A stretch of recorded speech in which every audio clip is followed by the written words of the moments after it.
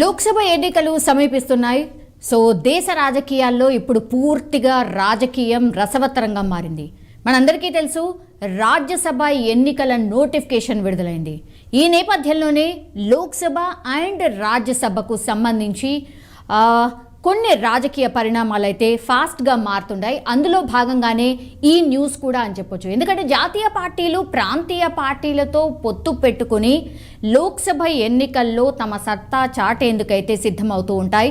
So అందులో భాగంగానే కేంద్రంలో అధికారంలో ఉన్నటువంటి బీజేపీ కూడా ఇదే ప్లాన్ చేసినట్టు కనిపిస్తోంది.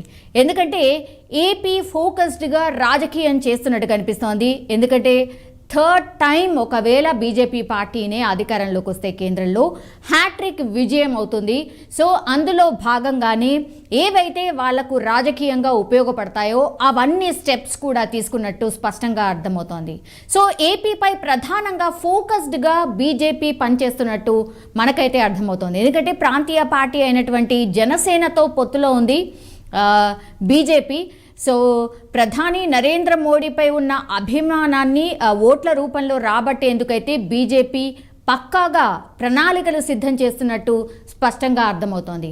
ఎందుకంటే ఏపీలో ఉన్న కాపు సామాజిక వర్గాన్ని తమ ఓటు బ్యాంక్గా మలుచుకునేందుకైతే పక్కాగా స్కెచ్ దిశగా మెగాస్టార్ చిరంజీవిని బీజేపీ తరఫున రాజ్యసభకు పంపబోతున్నట్టు అయితే వార్తలు వస్తున్నాయి. ఈ పరిణామంతోనే ఏపీ తమ పార్టీకి కొత్త ఊపు వస్తుందని బీజేపీ పెద్దలైతే అంచనా వేస్తున్న సిట్యుయేషన్ కనిపిస్తోంది. ఆ పథకంలో భాగంగానే, ఆ ప్లాన్లో భాగంగానే ఇటీవలే ఆయన్ను అంటే చిరంజీవి ఫ్యామిలీను కూడా రామమందిర ప్రాణ ప్రతిష్టకు హాజరు కావాలంటూ ప్రత్యేక ఆహ్వానం కూడా అందింది. అండ్ రామ్ చరణ్, చిరంజీవి దంపతులు కూడా ఆ కార్యక్రమానికి హాజరయ్యారు, మనం అందరూ చూసాం. సో అదేవిధంగా దేశ రెండో అత్యున్నత పురస్కారం ఏదైతే ఉందో పద్మ విభూషణ్ పురస్కారాన్ని సైతం కూడా నిన్నగాక మొన్ననే చిరంజీవికి కేంద్ర సర్కార్ అనౌన్స్ చేసింది. ఈ రెండు స్టెప్స్ని చూస్తే మాత్రం మేబీ నిజంగానే ఏపీకి ఒకవేళ బూస్టప్ చేయాలన్నా, బీజేపీ ఒకవేళ పుంజుకోవాలంటే కూడా చిరంజీవి హెల్ప్ అవసరం అవుతుంది, చిరంజీవి సామాజిక వర్గం అవసరం అవుతుంది అన్న భావంలో ఇప్పుడు కేంద్ర సర్కార్ బీజేపీ భావిస్తున్నట్టు స్పష్టంగా అర్థమవుతుంది. ఎందుకంటే ఇప్పటి వరకు రాజ్యసభ సభ్యుడిగా కొనసాగిన జీవీఎల్ నరసింహారావు స్థానంలో మెగాస్టార్ చిరంజీవిని పెద్దల సభకు పంపనున్నట్టుగా అయితే సమాచారం అంతోంది. అయితే బీహార్లో కూడా బీజేపీ సరిగ్గా ఇలాంటి స్ట్రాటజీ ఆర్ వ్యూహమే అమలు చేసింది అని చెప్పొచ్చు. ఎందుకంటే అక్కడ జననేతగా పేరుగాంచినటువంటి మాజీ ముఖ్యమంత్రి కర్పూరి ఠాకూర్కు కూడా దేశ అత్యున్నత పురస్కారమైనటువంటి భారతరత్న పురస్కారాన్ని అయితే ప్రకటించింది. సో ఇవన్నీ పరిణామాలు చూసినప్పుడు మాత్రం బీజేపీ పక్కాగా ఒక స్కెచ్ దిశగా ఆర్ బీజేపీ ఒకవేళ ఏపీలో పుంజుకోవాలంటే మాత్రం చిరంజీవిని ఒకవేళ రాజ్యసభకు పంపిస్తే ఆ సామాజిక వర్గం ఏదైతే ఉంటుందో గంపా గుత్తాగా, అంటే ఆయన ప్రజారాజ్యం స్థాపించినప్పుడు ఆయన కొల్లగొట్టినటువంటి ఓట్ల సంఖ్య 20%.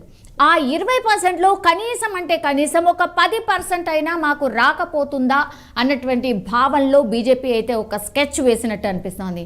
ఎందుకంటే మొన్న రామమందిర నిర్మాణానికి ప్రారంభోత్సవానికి కావచ్చు చిరంజీవి ఫ్యామిలీని ఆహ్వానించింది.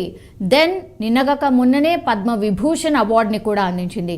సో ఇవి రెండింటిని చూస్తే మాత్రం ఇవి మంచి ఒక రకంగా గౌరవం ఇచ్చినట్టు అవుతుంది. కాబట్టి మరి చిరంజీవికి నిజంగానే ఈ ప్రపోజల్ వెళ్ళిందా, అదంతా అయ్యాకనే, లేదంటే ఆయనకు ఈ ఆహ్వానాలు కావచ్చు, లేదంటే పద్మ విభూషణ్ అవార్డు కావచ్చు, ఇవన్నీ దక్కాయా, ఇదంతానైతే చర్చ జరుగుతోంది.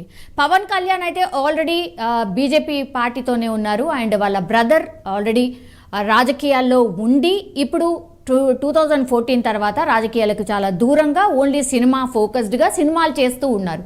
కానీ మళ్ళీ ఆయనను రాజకీయం వైపు దింపే దిశగా మరి బీజేపీ ప్రయత్నం చేస్తుందా, ఇందులో మరి చిరంజీవి గారు ఓకే చెప్పిన తర్వాతనే ఇదంతా జరుగుతోందా, ఇవన్నీ కూడా క్వశ్చన్ మార్క్స్. నిజంగానే మరి చిరంజీవి ఒకవేళ రాజ్యసభ సీట్ తీసుకుంటే గనక మరి రాజకీయం ఎట్లా ఉంటుంది, మరి ఏపీ పాలిటిక్స్ ఎట్లా మారబోతున్నాయి. ఎందుకంటే ఎగ్జాక్ట్లీ ఒక 1 month లోపలే నోటిఫికేషన్ రాబోతోంది లోక్సభకు సంబంధించి. అండ్ ఏపీలో అయితే అసెంబ్లీ అండ్ లోక్సభకు 2 ఎన్నికలు జరగబోతున్నాయి. కాబట్టి చాలా ఫాస్ట్గా రాజకీయం మారుతుంది అనుకోవచ్చు. మరి చిరంజీవి పేరుని ప్రతిపాదించడంలో ఉద్దేశం ఏంటి? పక్కా రాజకీయంగానే ఇది ఉపయోగపడుతుందని భావించే బీజేపీ ఈ ప్రయత్నం చేస్తోందా? మరి ఎంతైతే అంత ఓట్ల శాతం పెరిగితే చాలు, ఇప్పటికిప్పుడు అధికారంలోకి వచ్చేదేం లేదు, కానీ కొంతనైనా కొంత ఏపీ పాలిటిక్స్లో మనం కూడా ఉండొచ్చు అన్నటువంటి భావనలో మరి స్టెప్ తీసుకోబోతుందా? నిజంగానే రాజ్యసభ సీట్ కన్ఫామ్ అయిపోయిందా చిరంజీవికి అనేది ఇప్పుడు అతిపెద్ద చర్చ. మరి దీనికి సంబంధించిన క్లారిఫికేషన్ ఆర్ క్లారిటీ అయితే అతి త్వరలోనే వచ్చే అవకాశం అయితే కనిపిస్తోంది.